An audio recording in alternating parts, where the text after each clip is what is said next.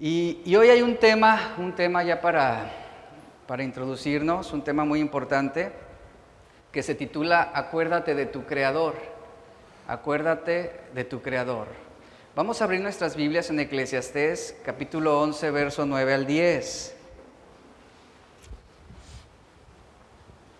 ¿Cuántos jóvenes hay aquí? Yo me considero todavía. A fuerzas, pero me considero. A empujones, pero me siento joven. Acuérdate de tu Creador. Dice Eclesiastés 11, verso 9 al 10. Alégrate, joven, en tu juventud, y tome placer tu corazón en los días de tu adolescencia. Anda según los caminos de tu corazón y la vista de tus ojos. Pero vean lo que dice. Pero recuerda que sobre todas estas cosas te juzgará Dios. Es decir, tienes libertad de hacerlo. Todo es lícito, ¿verdad? Todo nos es permitido, pero no todo nos es lícito. Es lo que está diciendo aquí. Anda según los caminos de tu corazón, la vista de tus ojos, pero recuerda que sobre todas estas cosas te juzgará Dios. Verso 10. Quita pues de tu corazón, ¿qué? El enojo. Es muy interesante esto, porque hace referencia al enojo. Quítalo. Y después dice, y aparta de tu carne el mal, porque la adolescencia y la juventud son vanidad. Esta palabra vanidad hace referencia a frustración, es lo que significa. Estas palabras en este libro de Eclesiastés, que ya es la parte final, ya estamos entrando al último capítulo. Estas palabras ahora van dirigidas como una reflexión fuerte sobre la importancia de la juventud. El ser jóvenes no es un impedimento para obtener sabiduría. Hay personas adultas, ancianas, que tienen mucha experiencia, pero acompañada de necedad. Y la Biblia nos enseña que un joven, aun cuando no tenga mucha experiencia, puede ser lleno de sabiduría y puede vivir bien. Ahora, algunos son jóvenes ahorita, pero todos fuimos jóvenes, ¿cierto? Nadie nos brincamos a esa etapa. Todos fuimos jóvenes, todos pasamos por la adolescencia. ¿Qué significa esto? Que a todos se nos dio el don de la juventud, con su fuerza, su optimismo, su alegría, su entusiasmo, sus sueños, sus esperanzas, sus oportunidades. Piensa en las cosas que usted soñaba cuando era joven.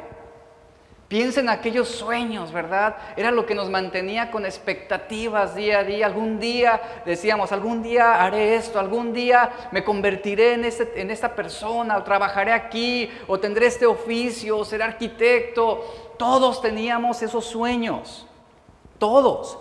Y de eso es lo que está aquí marcando Salomón. La juventud fue un don de Dios, un don para poder emprender, para poder ser creativos, para ser fuertes. Y ese es el tiempo que Dios permite para que nosotros hiciéramos planes, para que determináramos lo que queríamos estudiar, en qué queríamos trabajar. Era el tiempo de la formación de nuestros valores, de nuestras creencias. Fue el tiempo para probar cosas nuevas, para estudiar, para trabajar, para explorar nuevas oportunidades, nuevas aventuras, nuevos viajes, etcétera. Eso es de lo que se marca la juventud. Y la juventud fue el tiempo de atrapar oportunidades y seguir nuestros deseos, como lo dice Salomón, seguir los deseos de nuestro corazón. Y lamentablemente algunos eligieron bien. Otros, por el contrario, están sufriendo por sus malas decisiones en esa etapa de juventud. Y uno puede vivir de acuerdo con su corazón, dice Salomón. Y por lo que vemos también es por lo que podemos vivir. Pero no debemos pensar que nuestro propio corazón o que nuestros propios ojos se van a convertir en nuestros jueces. No, Salomón deja en claro esto. Hay un Dios en el cielo. Hay un Dios que está por encima de nuestra vida. Y un Dios que cuando llegue la hora de nuestra muerte, Él va a juzgar todo lo que hicimos. Y la Biblia tiene muchos ejemplos sobre jóvenes que fueron útiles en las manos de Dios a pesar de su corta edad. Por ejemplo, el joven Samuel, él fue dedicado a la obra del templo por su madre Ana. Ana lo entregó al sacerdote siendo un niño para que tuviera una formación desde pequeño. Y como niño, Samuel oyó la voz audible del Señor y recibió una palabra profética denunciando a Elí y a su familia por sus múltiples pecados. Samuel, conforme pasó el tiempo, llegó a ser el profeta más respetado en el tiempo de transición entre los jueces y la monarquía de los reyes. Y todo empezó cuando era apenas un niño. Alguien, para muchos, insignificante, pero no para Dios. Otro joven es el rey Josías. Su vida fue caracterizada por el temor a Dios. Él empezó a reinar como rey a la edad de 8 años. Imagine, 8 años. Cuando se redescubrieron los libros de la ley de Moisés en sus días, realizó una reforma a nivel nacional que produjo un gran avivamiento. Sorprendentemente, Josías llevó a cabo la reforma cuando tenía solamente 16 años. En la actualidad, ¿qué es lo que hace un joven de 16 años? ¿En qué se ocupa un joven de 16 años? ¿Qué tan productivo es? ¿Qué tan enfocado es? ¿Qué tan maduro es? Aquí tenemos ejemplos de jóvenes que a corta edad centralizaron su vida en la voluntad de Dios. Esa era su prioridad. Ahora, ¿quién dice que Dios no puede usar a los jóvenes? ¿Quién dice que Dios no puede usar a los niños? No menospreciemos la obra que Dios está haciendo en los más chicos. El joven Timoteo es otro ejemplo en el Nuevo Testamento, pastor de la iglesia de Éfeso, quien tenía aproximadamente sus 25 años cuando empezó a pastorear. Aún así, Pablo le estableció como una columna del evangelio a pesar de su corta edad en una ciudad que necesitaba el evangelio urgentemente, y puso a Timoteo y confió en Timoteo a pesar de su corta edad. Y Pablo en 1 Timoteo 4:2, en una carta, él escribe y le dice: Timoteo, ninguno tenga en poco tu juventud, sino sé ejemplo de los creyentes en palabra, conducta, amor, espíritu, fe y pureza. ¿Por qué le dice Pablo esas palabras a este joven Timoteo? Porque lo estaban menospreciando. Porque la propia iglesia, los propios creyentes, lo veían como una persona que no era capaz, que no tenía la madurez, y él sufría ataques internos también, porque lo menospreciaban por su juventud. Por eso Pablo le dice que no te tengan en poco, Timoteo.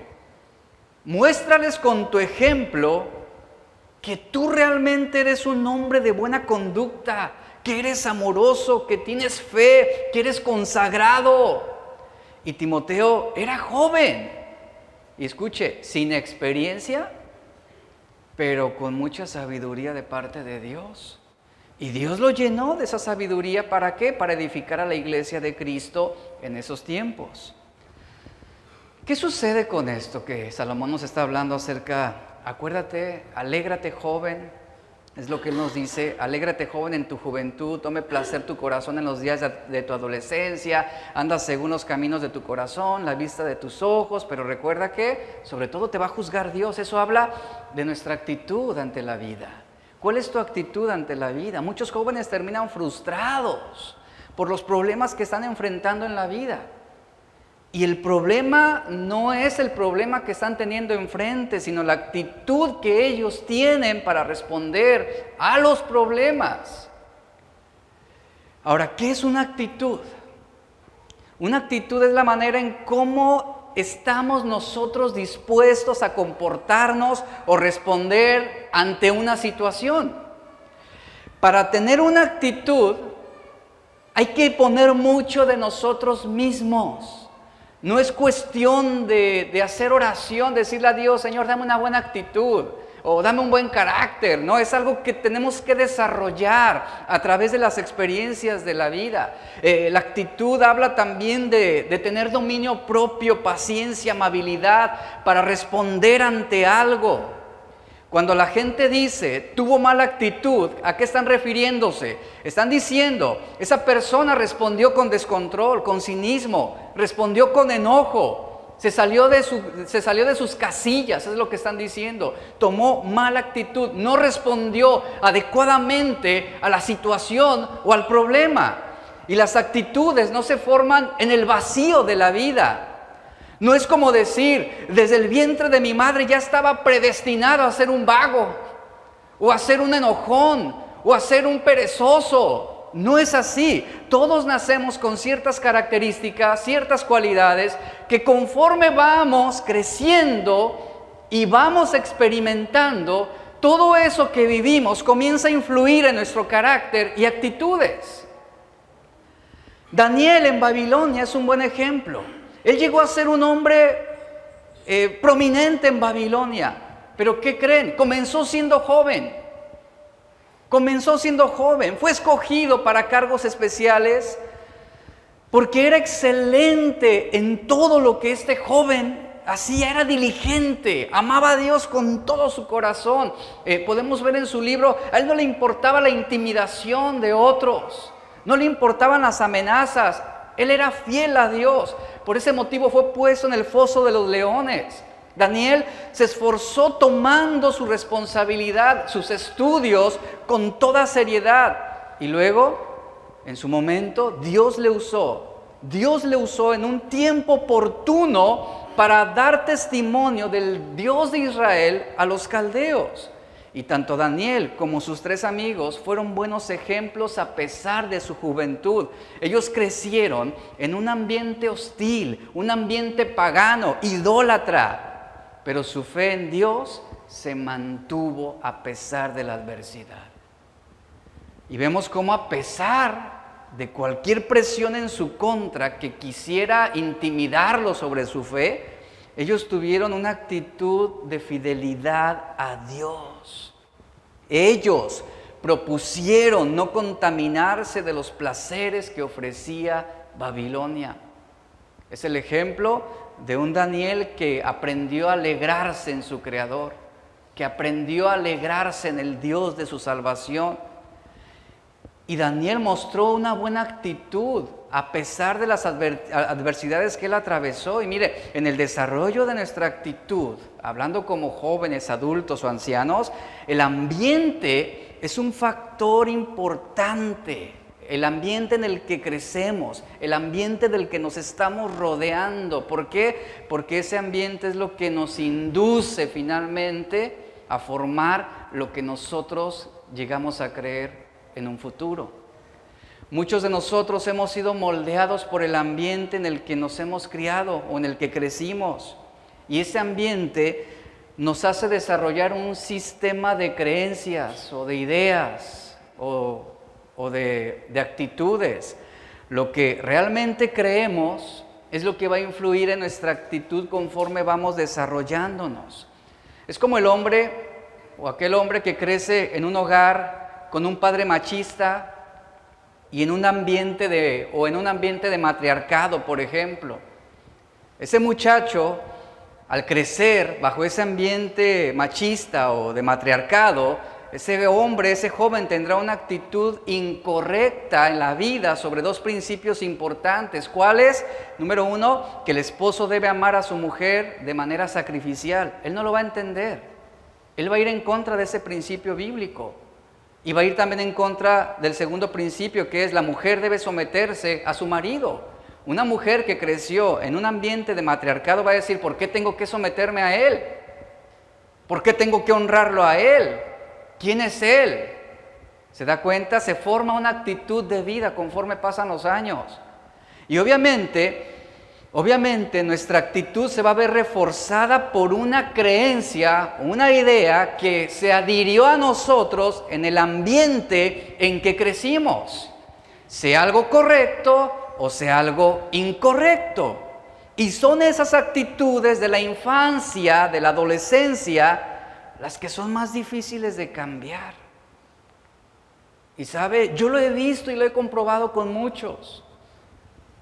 Muchos han llegado a una edad adulta y siguen lidiando con esas actitudes de la infancia. Siguen lidiando con ese sistema de ideas, de creencias que se forjaron cuando eran adolescentes. Y son de las cosas que más problemas les traen cuando se casan, cuando tienen su propia familia o cuando comienzan a trabajar en algún lugar.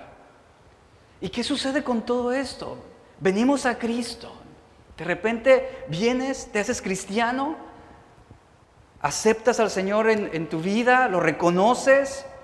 Y a partir de que tú comienzas a estudiar la palabra de Dios va formando en ti ahora una nueva actitud basada sobre los principios bíblicos, sobre lo que es la fe. Pero lamentablemente viene una lucha, donde leemos la verdad de Dios, pero a la misma vez hay una interpretación de esas verdades sobre nuestro sistema de creencias a través de los años. Y es donde a veces nos es difícil entender principios bíblicos.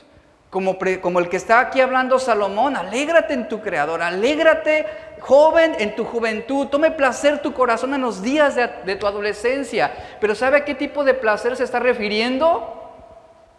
A esa inclinación de amar a Dios, a esa inclinación de honrar a Dios. Y aquí es donde se determina también la base de nuestras decisiones, de lo que nosotros hacemos, de lo que nosotros somos.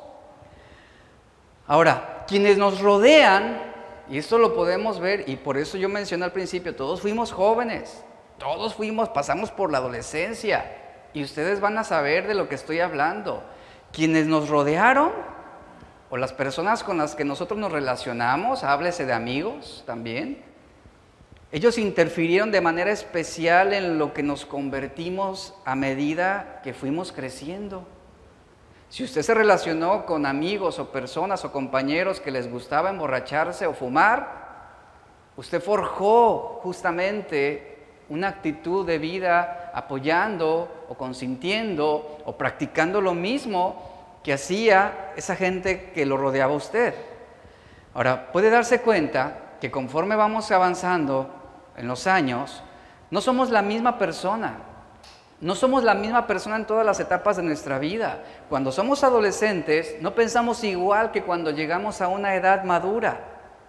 No piensa igual una mujer adulta soltera que una con responsabilidades de un hogar, de un esposo y de hijos, por ejemplo. No piensa igual. Y ese sistema de creencias lo desarrollamos por el ambiente en el que nosotros nos estamos moviendo. Un autor decía lo siguiente: lo que llegarás a hacer en 5 años será determinado por lo que lees y con quién te relacionas. Ahora, los que son adultos saben que esto es verdad. Y tú miras al pasado y dices, si tan solo yo me hubiera juntado o me hubiera hecho amigo al más intelectual de la escuela, al nerd, ¿no? Ah, no, pero ahí voy de amigo con el que se echaba sus churros y... Ah, no, ahí voy de amigo con el que era noviero y le gustaban las muchachas y se metía con cualquiera. Es aquí donde evaluamos todo esto y los que son adultos aquí podemos corroborarlo y decir, es cierto. Formamos una actitud de vida. ¿Sobre qué? Sobre lo que nosotros leemos, sobre lo que aprendemos y con quién nos estamos relacionando. Ahora, aquí Salomón, en esos textos que leímos al principio, nos habla precisamente de esto, de la actitud que formamos y desarrollamos a través de los años. Llama mi atención lo que dice el versículo 10 del capítulo 11, ya que hace una clara indicación sobre lo que debemos erradicar para ser jóvenes eficientes. Y ponga atención, primero Salomón dice, quita pues de tu corazón, ¿qué es lo que dice? ¿Qué debemos quitar? El enojo. Llamó mi atención mucho esta palabra porque hace referencia al enojo. ¿Por qué no otra cosa? ¿Por qué el enojo? Esta palabra enojo se traduce en el hebreo como provocación, irritación, ira, indignación. Pablo exhortaba a los padres en Efesios y decía, no provoquen a ira a sus hijos. La juventud es una etapa en la cual somos muy susceptibles y podemos ser fácilmente provocados, irritados e indignarnos, aún sobre principios y aspectos de la verdad. Es ahí donde repelemos más la autoridad del padre, donde desechamos, por ejemplo, la instrucción de la madre, el consejo de los padres, y los repelemos. ¿Por qué? Porque no queremos escucharlos, porque queremos hacer lo que se nos da la regalada gana. Esa es la etapa de la juventud. ¿Cuántos vivieron esto? Y sabemos que fue una realidad y fue una verdad. Y desechamos el consejo, y nos enojamos contra nuestros padres, y nos indignamos ante las autoridades. Este es uno de los grandes problemas de la juventud, dice Salomón. La gente joven tiende a estar enojada, resentida, y con facilidad son provocados a ira, a enojarse. Y Dios aquí les está advirtiendo que no se dejen enredar en esas cosas. Eso es lo que hace rebeldes a los jóvenes. Eso es lo que les hace empeñarse en meterse de lleno en situaciones peligrosas y angustiosas y en experiencias que van a resultar perjudiciales. Así que Salomón está diciendo: joven, quita pues de tu corazón el enojo. No dejes que te corroa el espíritu y que te convierta en un joven enojado, en un hombre iracundo, en una mujer resentida, disgustados por lo que Dios les ha dado o por donde Dios los ha puesto. ¿Cuántos de los que estamos aquí no nos indignamos con Dios por los padres que nos tocaron en su momento, no? Y que renegábamos y que cuestionábamos: ¿por qué no me diste unos mejores padres? ¿Por qué me tocaron estos? Quita de tu corazón el enojo. Y estoy hablando no solamente a los jóvenes, sino a los más adultos también, a los ancianos, porque este es un mensaje también que va a ayudar no solamente a afirmar a los jóvenes, sino también a sanar el corazón de los más grandes. José en Egipto, un joven usado por Dios, hijo de Jacob, después de ser rechazado y vendido por sus hermanos cuando tenía solamente 17 años. 17 años. ¿Usted se ha puesto a pensar en el resentimiento, el enojo, la ira que José pudo haber albergado en su corazón con esta primera acción de que fue vendido por sus hermanos? Eso era un solo motivo para que él los odiara de por vida. Es más, hasta para alimentar la venganza. Pero ¿qué cree? La Biblia nos dice que José, como dice Proverbios, guardó su corazón a pesar de la injusticia. Y José acabó cuidando la casa al ser vendido, llegó a Egipto, terminó cuidando la casa de uno de los hombres más poderosos en Egipto, Potifar. José, dice la Biblia, fue un joven ejemplar, se comportó de una forma magistral en todo, aun cuando la preciosa esposa de Potifar quiso seducirlo. ¿Qué cree que hizo José? Se mantuvo recto en todo momento. Ahí está su actitud de vida, la santidad, el agradar a Dios. Lo acusaron, lo difamaron y fue encarcelado injustamente. Sin embargo, y a pesar de todo, dice la Biblia que con el tiempo Dios lo exaltó y lo puso a la diestra del faraón como gobernante de Egipto, con el fin de preservar al pueblo de Israel del hambre que vendría años más adelante, de la hambruna.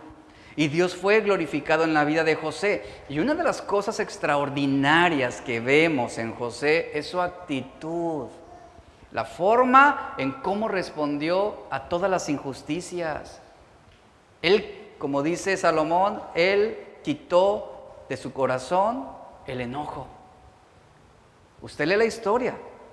Él bien pudo decir: tengo el derecho de estar irritado, tengo el derecho de odiar, tengo el derecho de sentirme indignado y desear vengarme, tengo el derecho por lo que me han hecho, por lo que he vivido. Pero no lo hizo así José. Es impresionante el ejemplo de José, ya que él nunca guardó ningún tipo de resentimiento o enojo contra ninguno de los que obraron en su mal, y por eso Dios lo prosperó grandemente. Quitó el enojo de su corazón. Los que ya son adultos, y yo quiero que ustedes piensen un momento, reflexionen en esto. Los que ya son adultos, piensen en el daño que les hizo el enojo durante su adolescencia. Esas provocaciones, esas situaciones que los provocaron a ira. A lo mejor ese menosprecio, esas palabras que nunca debieron ser dichas, pero que ustedes escucharon y que los marcó de por vida. Ahí está. Los que ya hemos pasado esa etapa de adolescencia y juventud, sabemos lo que el enojo es capaz de producir a través de los años. No es un enojo que se va a almacenar solamente en un corto tiempo. Si no lo erradicamos, si no lo quitamos, se va a expandir. Y van a pasar 40 años, 50 años, 80 años. Y tú vas a llegar a la tumba todavía con ese resentimiento, ese odio, ese enojo. Esa clase de enojo es aquel que se manifestó a través del resentimiento silencioso, es lo que significa esta palabra. Escucha esto. Repito, es esa clase de enojo que se manifiesta a través de un resentimiento silencioso. Las cosas que te hacen enojar dicen mucho sobre la condición de tu corazón, ¿sabías eso? Y muchos de ustedes, muchos de nosotros hemos crecido con una actitud a veces de irritación, de enojo, por lo que vivimos, por lo que sufrimos, por lo que pasamos, la manera en cómo nos trataron, porque eso fue algo que estuvo a nuestro alrededor todo el tiempo. Cuando fuimos jóvenes, fuimos provocados a enojo por una u otra razón. Fuimos engañados, fuimos lastimados, fuimos menospreciados. Y muchos, repito, fueron marcados con palabras hirientes, con palabras que fueron más dolorosas que haber recibido un golpe. Y eso te marcó. Y a veces todo este daño vino de las personas en las que menos hubiéramos imaginado o pensado. Todo este daño vino de las personas que supuestamente eran las que debían protegernos y cuidarnos. Pero a lo largo de los años fueron las que más terminaron lastimándonos. Esa clase de enojo fue el resultado de experiencia que nos han marcado en diferentes fases durante nuestro crecimiento, y eso es algo que vivimos todos.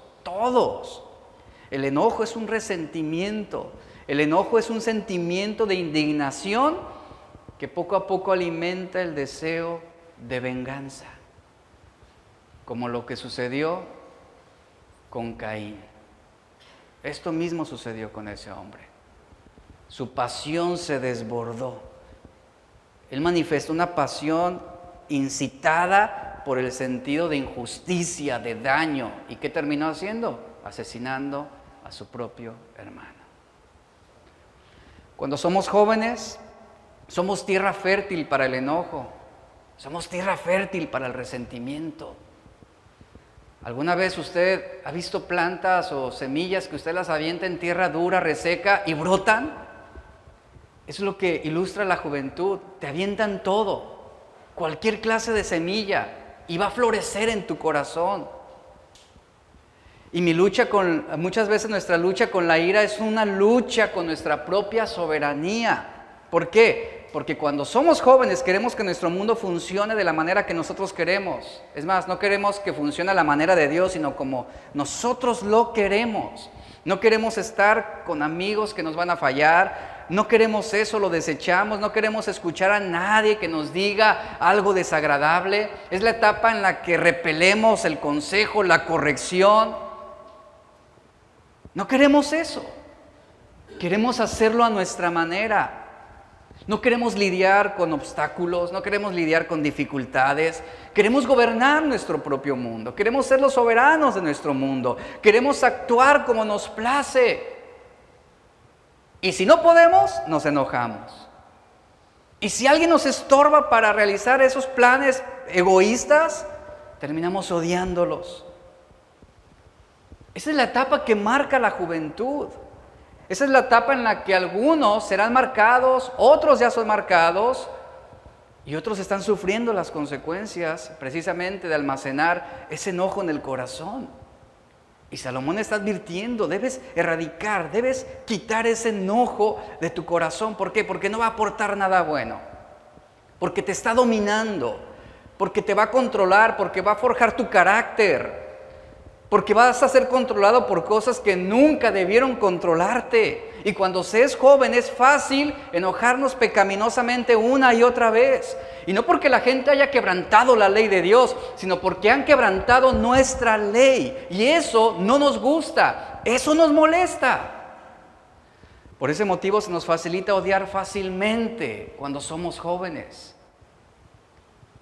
Yo estoy seguro que algunos aquí presentes siguen todavía arrastrando, siguen siendo incitados por ese odio en su juventud, por esa provocación en su adolescencia. Pero si tú no cortas con eso, si tú no tomas la decisión de poner un alto y decir, hasta ahora, la vida va a seguir igual para ti. En segundo lugar, Salomón nos dice, otra advertencia es la siguiente, otra indicación: aparta de tu carne el mal. Es lo que la instrucción que da a los jóvenes: aparta de tu carne el mal. Y vuelvo a otro punto importante. Muchos de ustedes han vivido en carne propia, el no apartarse de malas conductas. Yo sé que aquí los más adultos, los mayores, los más grandes, pueden darnos testimonios de todo esto. Y que ven el pasado, lo evocan y dicen, si tan solo yo hubiera actuado diferente, si tan solo yo no me hubiera dejado llevar por mis pasiones juveniles, si hubiera refrenado mi cuerpo, si hubiera refrenado mis pasiones, mi vida sería otra. Muchos de ustedes saben lo que es esto. ¿Por qué? Porque sus vidas fueron perjudicadas. ¿Perjudicadas a través de qué? De vicios, de alcoholismo, de drogas, de inmoralidad sexual, de malas amistades, de pornografía, de alcohol, de fumar, etcétera, etcétera, etcétera. Y el no apartarnos trajo lamentables consecuencias. ¿Qué sucede cuando se es joven? Uno comienza a cabalgar hacia experiencias que brindan el placer inmediato. Todos lo vivimos, sabemos lo que es esto. Es la etapa en la que muchos se entregaron a pasiones vergonzosas. Y actualmente los jóvenes, con tal de experimentar algo nuevo, algo diferente, se entregan a cualquier cosa de inmoralidad, con tal de saber o experimentar o ver qué es lo que se siente. Y al rato terminan teniendo o entregándose a toda clase de perversidades, a toda clase de degeneración sexual, vidas arruinadas, destruidas. Son las consecuencias, y es lo que está advirtiendo Salomón: aparta tu carne del mal. ¿Por qué dirá esto Salomón? Seguramente por todo el mal que le trajeron sus muchas mujeres. Él pudo haberse apartado, él pudo haber puesto un límite, pero no lo hizo. Segunda Timoteo 2:22 dice: huye de las pasiones juveniles y sigue la justicia, la fe, el amor y la paz, con los que de corazón puro invocan al Señor. Nota lo que dice Pablo a Timoteo: huye de las pasiones juveniles. Y ¿sabe algo? También los más adultos, también los ancianos deben tomar este principio: huyan de las pasiones juveniles. También huyan de esas pasiones y sigan la justicia, la fe, el amor y la paz. Huir, ¿qué significa? Huir no significa negociar o llegar a un acuerdo. Huir significa literalmente escápate. Si juegas con fuego te vas a quemar. Huir significa alejarte de algo, alejarte de alguien. No significa luchar, no significa jugar al estira y afloja, a ver quién cede. No, José huyó de la esposa de Potifar, que lo asediaba una y otra vez para que se acostara con él, y él huyó. José no se mantuvo ahí para demostrar lo fuerte que pudiera ser.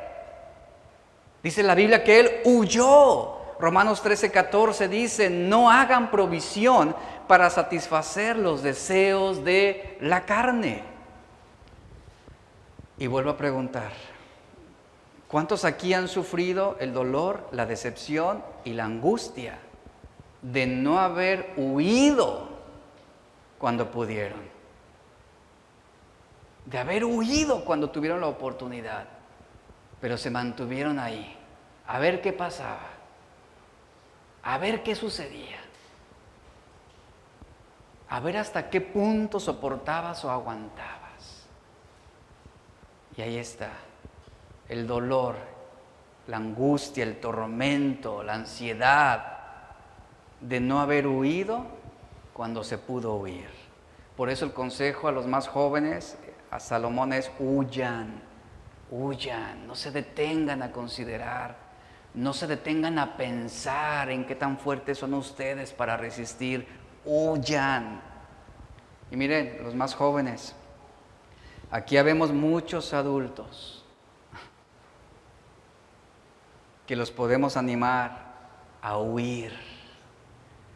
Y yo sé que muchos aquí, yo sé que hay hombres adultos sabios, maduros, que te van a decir, huye, no arruines tu vida, escápate mientras puedas, eso te va a destruir. Huyan, jóvenes, de la tentación. Y aún nosotros mismos, los más grandes, debemos huir de toda clase de tentación, porque también somos provocados de otra forma.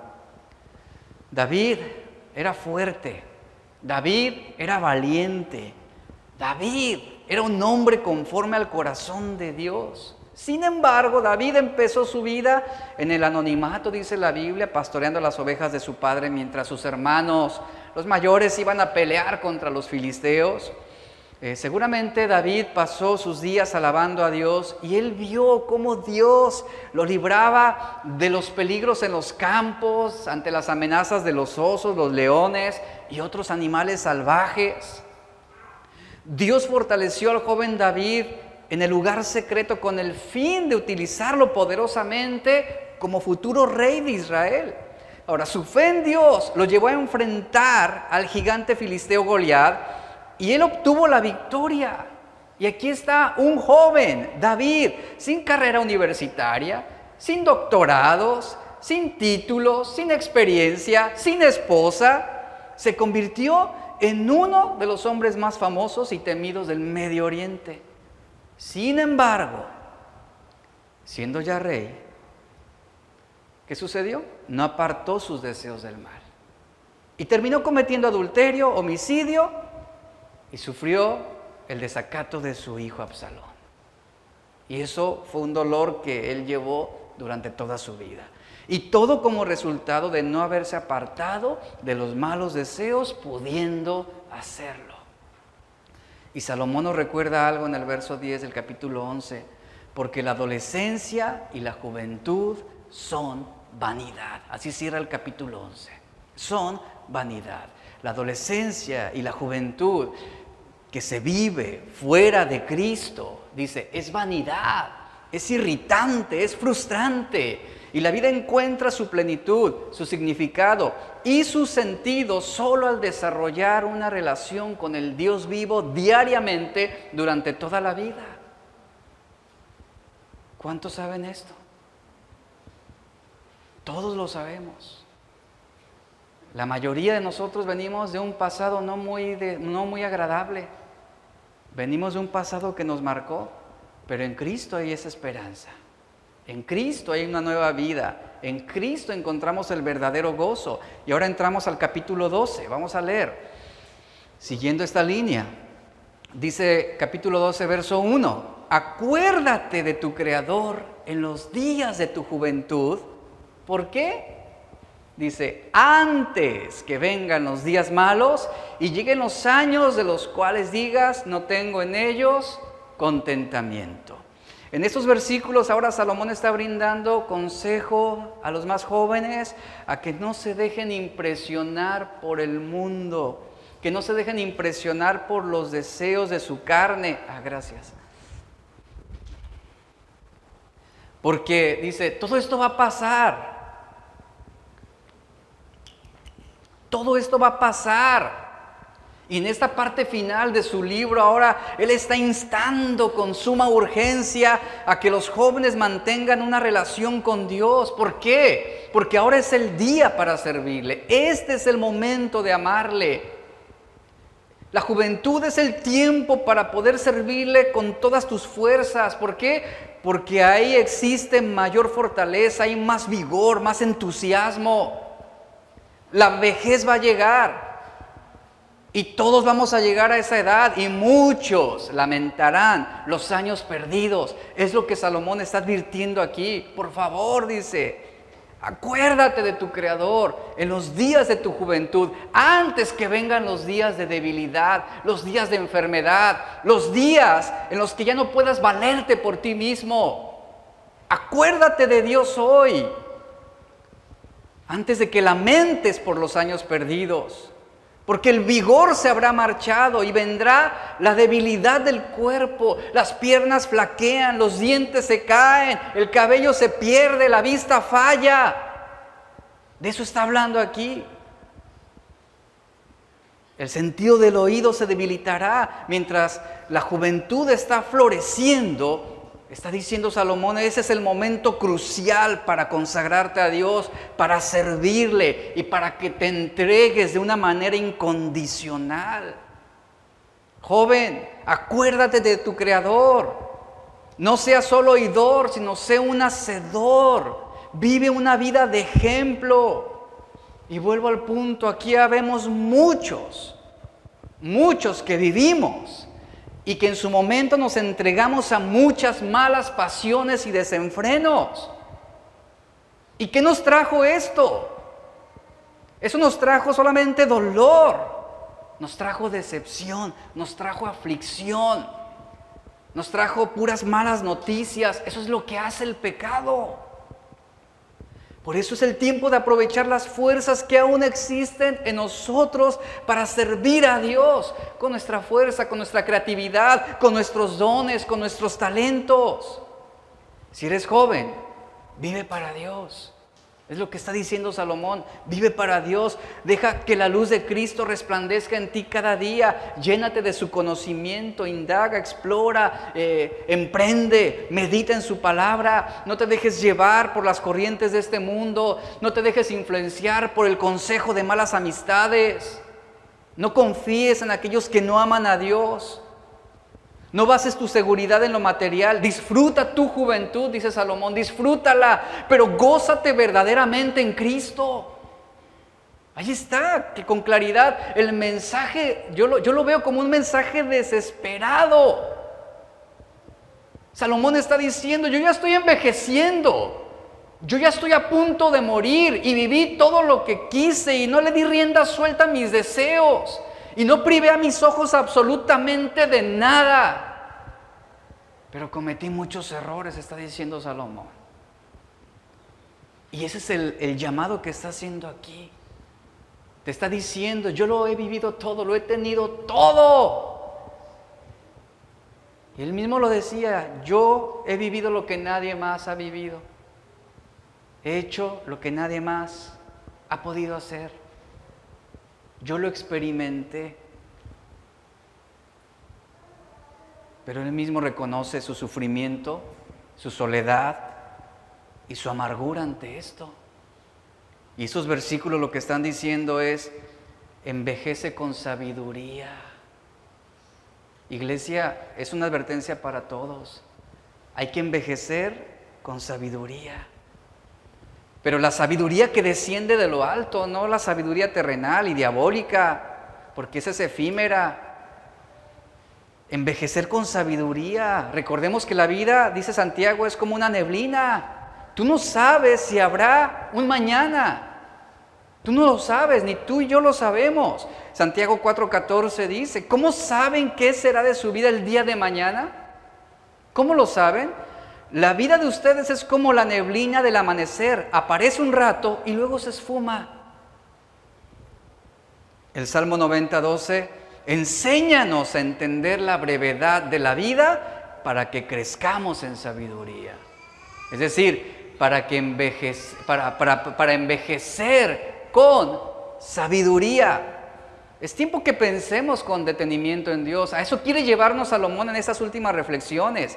Debemos pensar con detenimiento en Dios. Acuérdate de tu Creador. Si eres joven, acuérdate de tu Creador. Si eres adulto, acuérdate de tu Creador. Si eres viejo, acuérdate de tu Creador. ¿Cuál fue el lugar que le dimos a Dios cuando fuimos jóvenes? ¿Qué lugar le estamos dando ahora que somos adultos?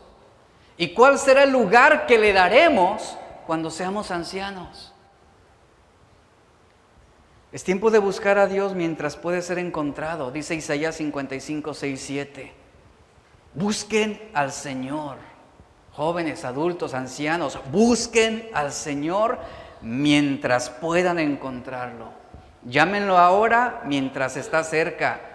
Que los malvados cambien sus caminos y alejen de sí hasta el más mínimo pensamiento de hacer el mal. Que se vuelvan al Señor para que les tenga misericordia. Y luego dice, sí, vuélvanse a nuestro Dios porque Él perdonará con generosidad. Qué impresionante es esto. Él perdonará con generosidad los pecados de nuestra juventud. Qué maravilloso es esto. Y es una palabra de esperanza, de sanidad, de restauración, aún para aquellos que a través de los años les ha sido difícil el poder recibir ese perdón de Dios sobre los pecados pasados. Vuélvete a Dios, dice, porque Él perdonará generosamente. Jóvenes, busquen a Dios. Adultos, busquen a Dios. Los que son ya ancianos, busquen a Dios. Este es un día especial. Dios nos está llamando. Debemos hacerlo. No debemos resistir. ¿Por qué? Porque llegará un día en que ya no será posible. Búscalo ahora antes que sea demasiado tarde, antes de que vengan los días malos. Ahora vemos cómo se describen esos días malos del verso 2 al 8. Salomón hace una descripción muy precisa de esos días malos. Y del verso 2 al 8 él nos plasma imágenes muy ilustrativas que describen el proceso de envejecimiento. Eso habla de la aproximación a la vejez, a la debilidad física. Sin duda alguna, Salomón quería poner una reflexión contundente, fuerte, sobre la terrible realidad de la vejez y la muerte, ya que aunque no sea parte de nuestro plan de vida, es ahí a donde todos vamos a dirigirnos. Y creo yo que la muerte, como lo mencioné, no es un plan de vida que tengamos presente, pero la muerte es parte de la vida misma y todos la vamos a enfrentar. Y vea y ponga atención ahora cómo Salomón hace una descripción de esos días malos. Busca a Dios, te dice, acuérdate de tu Creador antes que vengan los días malos. Y vea lo que dice el verso 2. Acuérdate de tu Creador, y aquí comienza la descripción de esos días malos. Acuérdate de tu Creador antes que se oscurezcan el sol y la luz, la luna y las estrellas, y vuelvan las nubes tras la lluvia. Pon atención a esas imágenes que usa: sol, luz, luna, estrellas, nubes, lluvia. En esta primera descripción, Salomón está plasmándonos los primeros efectos del envejecimiento. Una de las interpretaciones aceptadas por la mayoría de los comentaristas es que aquí Salomón se está refiriendo a esos días malos, o al inicio de esos días malos, cuando se presenta el deterioro de las facultades mentales como resultado de la edad avanzada. ¿Qué sucede? Van pasando los años y uno con facilidad ya comienza a olvidar cosas. Uno con facilidad pierde la noción de personas, de eventos, de situaciones. Uno comienza a perder la noción de eventos en la vida. Uno comienza a repetir una y otra vez la misma historia, como si fuera la primera vez que lo estás diciendo, lo estás contando. una y otra vez, pero para ti es como si nadie más lo hubiera escuchado, como si tú lo estás diciendo por primera vez. Esto habla también de cuando se comienza hasta a olvidar del nombre de los hijos. Y también se olvida hasta a quién le debían dinero, ¿verdad? A medida que uno avanza en edad, la vida parece acelerarse rápidamente. La vida se siente aún más breve. De repente, tú te encuentras exhibiendo las señales y la experiencia de la edad, el desgaste de los años. Como alguien muy bien lo dijo, justo por el tiempo en que tu experiencia te da confianza, tu mente comienza a desvanecerse. Y esas facultades mentales se detallan en términos de luz. La mente, con sus facultades de razonamiento, de memoria, imaginación, comienza a desvanecerse, como el desvanecimiento de la luz del sol al atardecer. El poder del razonamiento del cerebro, la memoria falla. Esa es una de las primeras señales de la vejez que menciona aquí Salomón. Se debilitan los recuerdos, se desvanece la imaginación. Dice, como las estrellas que se difuminan al aproximarse el amanecer. Y mentalmente tú ya ves todo difuso. No hay memorias, no hay recuerdos, olvidas todo. Luego dice otra expresión aquí, las nubes tras la lluvia. Esta ilustración se refiere a una especie de segunda infancia. Las nubes tras la lluvia habla de una segunda infancia que se experimenta en la vejez. Esto habla de senilidad que llega con la vejez. Y un anciano, conforme pasan los años, lo que está diciendo aquí, se convierte como un niño. ¿En qué sentido? En que cuando llega la edad avanzada, la vida gira alrededor de 3 cosas simples, que son comer, dormir e ir al baño. Sobre eso gira la vida. Esos son los días malos a los que está refiriéndose Salomón. Cuando uno se hace viejo, ese mismo ciclo vuelve otra y otra y otra y otra vez. Porque ya no hay fuerzas para emprender, ya no hay creatividad para hacer algo nuevo, diferente. Simplemente la vida gira en torno a comer, dormir e ir al baño. Es lo que está diciendo aquí Salomón. Después en el verso 3 dice, acuérdate de tu Creador, cuando tiemblen los guardias de la casa y se encorven los hombres fuertes. Cuando cesen de trabajar las molineras, porque habrán disminuido y se queden a oscuras las que miran por las ventanas. Esas ilustraciones que está dándonos aquí son difíciles para nosotros comprender, pero en el contexto que se está hablando, que es en el contexto histórico hebreo, era muy entendible esas ilustraciones que había. Cuando Salomón dice, cuando tiemblen los guardias de la casa, aquí él está refiriéndose a los brazos, está refiriéndose a las manos, las cuales son usadas para defendernos, para poder mostrar una defensiva si somos atacados. A eso se refiere los guardias de la casa, los que están a la defensa de nosotros, que son tan útiles para el mantenimiento del cuerpo. Dice, llega la edad, avanzan los años, y esos guardias, es decir, estas manos, estos brazos, comienzan a agitarse descontroladamente y comienzan a temblar cuando la vejez llega, como el mal del Parkinson. Viene ese descontrol. Es lo que está señalando aquí. Después dice, y se encorven los hombres fuertes. En la juventud se caracterizaba por eso, la fortaleza, el estar rectos, derechos. Y aquí esta expresión, encorvar los hombres fuertes, es una referencia ahora a las piernas, a las rodillas.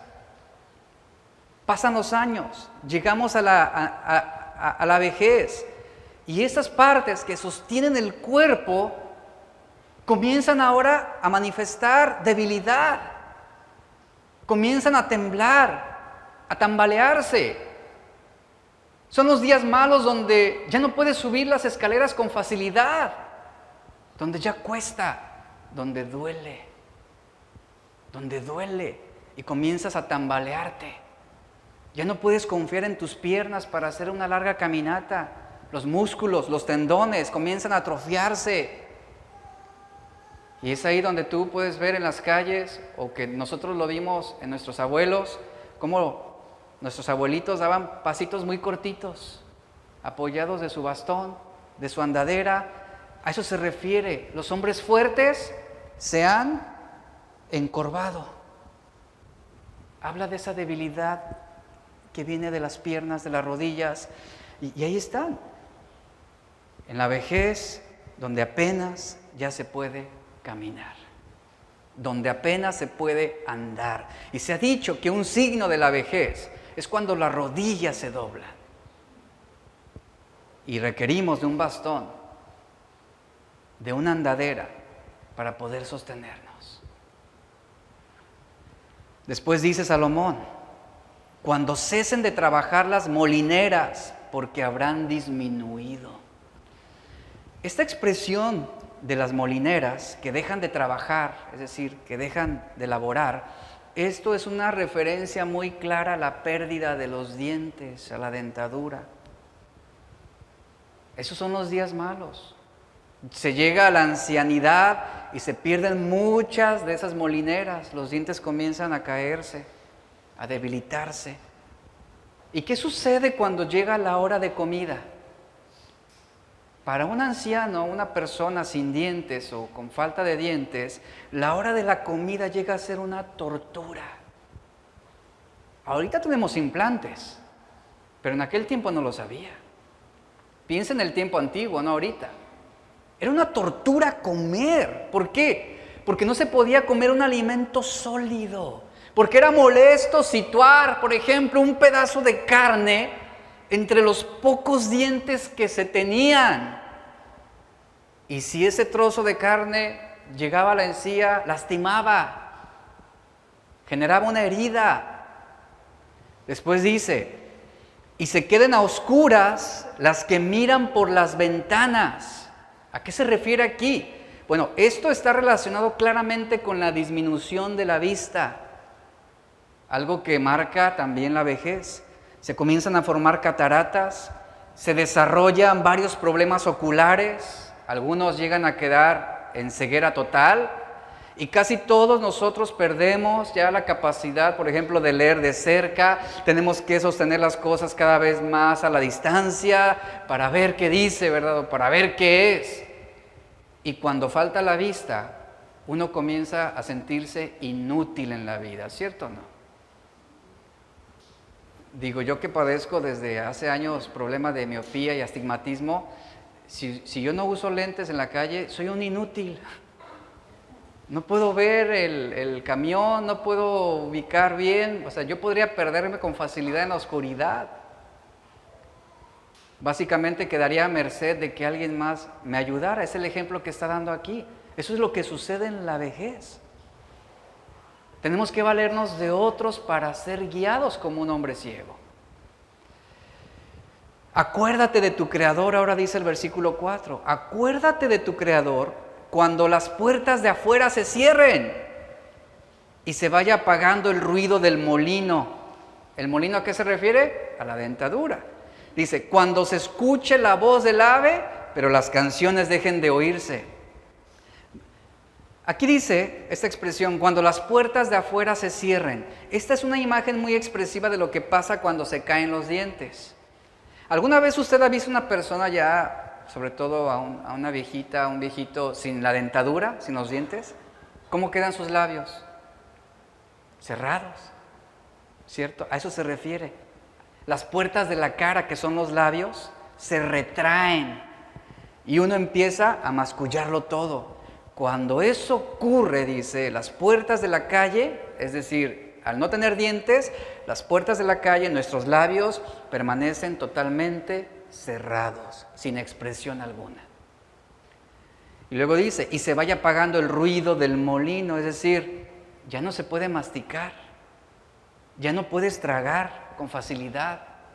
Y ese alimento va al aparato digestivo y eso se está refiriendo a esa parte. Se va apagando ese molino. Ya no hay fuerza, ya no es eficiente. Luego dice, cuando la gente, se refiere a cuando la gente pierde los dientes, entonces realmente era algo difícil masticar en aquellos tiempos. Ahorita tenemos la facilidad de todo esto, tenemos implantes, ¿no? Tanto de dientes, de brazos, de piernas, pero en aquel tiempo no lo había. Usted mastica con los dientes y produce ruido, ¿cierto? Hace un ruido, masculla, pero cuando no los hay, todo eso se pierde. Ya no, usted no puede masticar cosas crujientes porque no se tienen dientes. Después dice, en la parte final, cuando se escuche la voz del ave, pero las canciones, dice, dejen de oírse. ¿Qué sucede en la vejez? En la vejez uno dejará de percibir los sonidos de las aves. Esto es una referencia a la pérdida de audición. Uno ya no podrá escuchar la canción de las aves. Ellas seguirán cantando. El sonido seguirá viajando. Pero nosotros perdemos esa noción. Con la sordera será más difícil conversar. Se fueron esos tiempos de platicar, conversar, reír. Todo se escuchará más bajito. Ya no podrás sostener el hilo de una conversación. Y todos hemos visto esa imagen. Un ancianito sentado en una silla o una mecedora afuera de su casa, simplemente, ¿qué hace todo el día? Observar, dormir y sin nadie a su lado. Después nos dice el versículo 5, acuérdate de tu Creador. Dice, cuando se tema también a las alturas y se llene de peligros el camino y florezca el almendro y la langosta sea una carga y se pierda el apetito, porque el hombre va a su morada eterna y rondarán por las calles quienes hacen duelo. Ahora aquí Salomón está describiendo los temores que llegan con la edad. Cuando se tema también a las alturas y se llene de peligro el camino, está diciendo, mire, los ancianos tienen miedo casi a cada paso, ya no pueden caminar con confianza, no pueden caminar con libertad, temen los baches en las aceras, temen las calles, temen los empedrados, tienen miedo a subir escaleras, temen a las alturas, temen a la oscuridad, a lugares concurridos. Eso les genera vulnerabilidad. Esos son los terrores que está describiendo Salomón. El terror aumenta al salir de casa porque se sienten inseguros, porque se sienten vulnerables, porque no pueden confiar ya en sus sentidos, no pueden conducir de noche, porque tienen miedo de que algo se les cruce en el camino y que puedan estrellarse. Después dice, y florezca el almendro. Esto es una referencia al cabello blanco. Las flores de almendro son blancas. Eso se refiere a la cabellera blanca como un signo de la vejez. Luego dice, y la langosta sea una carga. Eso es muy interesante, dice. Y florezca el almendro y la langosta sea una carga. Es decir, el saltamontes. Esto de la langosta, refiriéndose a la langosta, esto, mire, se lo ilustro de esta forma, es como cuando nos despertamos por las mañanas. Normalmente nos despertamos, la mayoría que hacemos, nos estiramos, ¿verdad? ¿Por qué nos estiramos? Porque estamos rígidos y tenemos dificultad para ponernos en forma o caminar, tenemos que estirarnos.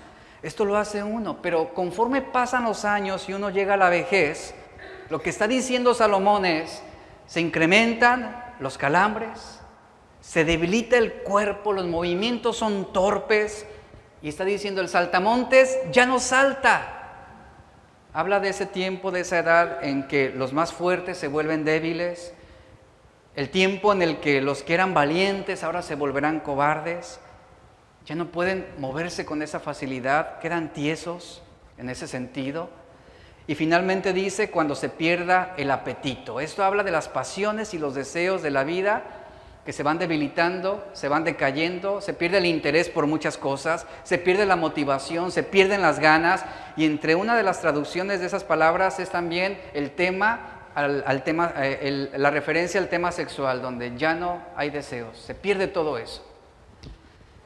Y después en el verso 6 al 8, y termino, ahora Salomón nos describe algo bien importante sobre cómo también ocurre esa muerte. Dice, acuérdate de tu Creador antes que la cadena de plata se quiebre, se rompa el cuenco de oro. Ponga atención a eso para irme rápido. Antes que la cadena de plata se quiebre, repito, se rompa el cuenco de oro, el cántaro se quiebre junto a la fuente y la polea se rompa sobre el pozo, antes que el polvo vuelva a la tierra como era y el espíritu vuelva a Dios que lo dio. Vanidad de vanidades, dijo el predicador, todo es vanidad. ¿Cómo ocurre la muerte? Salomón lo describe y lo está diciendo, la muerte es parte de la vida. La muerte es parte de la vida y es inevitable. Hablaba hace un tiempo con alguien que tuvo la experiencia de que su madre muriera en sus brazos. Él me lo estaba relatando. Él me decía el dolor que él sentía de ver cómo poco a poco ella iba muriendo. Y mientras la abrazaba fuerte, él le susurraba y le decía a su madre, ven paz, ahora vas a tu morada eterna. Ven paz, que pronto también yo regresaré a casa y nos veremos. Así es como se va la vida, de una forma inesperada. Y Salomón ve en la muerte el final de todo sufrimiento para nosotros bajo el sol. Sin embargo, sabemos que la vida no acaba con la muerte. ¿Sabe esto? No acaba con la muerte. La existencia del cuerpo termina, pero la existencia humana continúa más allá de la muerte. La tumba no es el final, hay vida, hay existencia más allá después de esta vida. Y aquí Salomón hace referencia rápidamente, dice, antes que la cadena de plata se quiebre, eso es una referencia muy clara a la médula espinal, ese gran nervio cubierto de 3 capas que recorre de arriba abajo nuestra espalda, protegido por la columna vertebral, que si se daña, se rompe o se enferma, la vida acaba repentinamente, a eso se refiere. Después dice, o que se rompa el cuenco de oro, está describiendo formas de morir, o que se rompa el cuenco de oro es una referencia al cráneo. Podemos morir por un golpe a la cabeza, un daño en el cerebro, o lo que pueda destruir esa parte esencial de nuestra existencia física, y la vida puede acabar súbitamente. Siguiente dice, el cántaro se quiebre junto a la fuente, otra forma de morir. Esto está refiriéndose directamente al corazón. Las dolencias cardíacas, un paro cardíaco. ¿Cuánta gente no muere por paros cardíacos actualmente? El paro cardíaco, infarto, es la causa más frecuente de muerte en la actualidad. Y el corazón se puede parar repentinamente. La fuente que continúa y bombea sangre por todo nuestro cuerpo se rompe, deja de funcionar y morimos inesperadamente. Después dice, la polea se rompa sobre el pozo, otra expresión sobre cómo morir. Está relacionado con la circulación de la sangre. ¿Qué me dicen de la leucemia? Sucede, donde la sangre se contamina. Esto se hace referencia directamente a la sangre. Ahí está la rueda de la vida que nos mantiene vivos, que puede detenerse también a causa de la degeneración de las venas o por el endurecimiento de las arterias o un coágulo. La pueden detener y eso produce una muerte repentina. Y Salomón aquí nos presenta una realidad. Podemos morir de la manera menos pensada.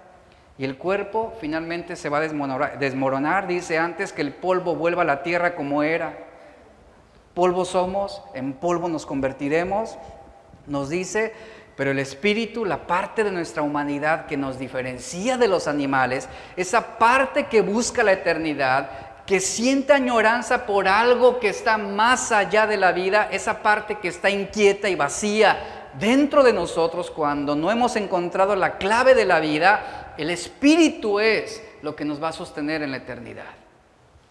Y Salomón dice, el espíritu volverá a Dios que lo dio.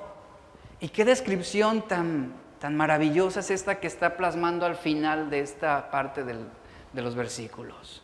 Nuestro espíritu, iglesia, volverá a Dios. No importa cómo tú mueras, no importa cuántos años tú viviste, tu espíritu volverá a Dios quien lo dio. ¿Saben de qué habla esto? Esto habla de eternidad.